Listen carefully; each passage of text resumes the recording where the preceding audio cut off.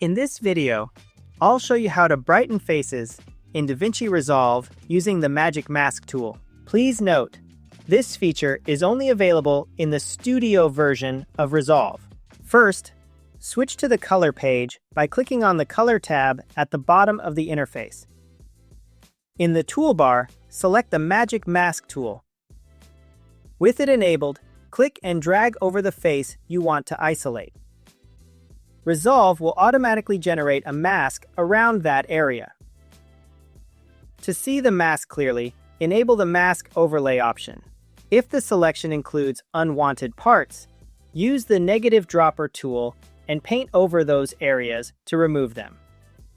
Next, click the Track Forward button. Resolve will now analyze the entire clip and track the mask frame by frame, keeping it locked onto the face. Once the tracking is complete, go to the primary wheels. Gently raise the highlights or adjust the exposure controls until the face looks brighter and more balanced. That's it!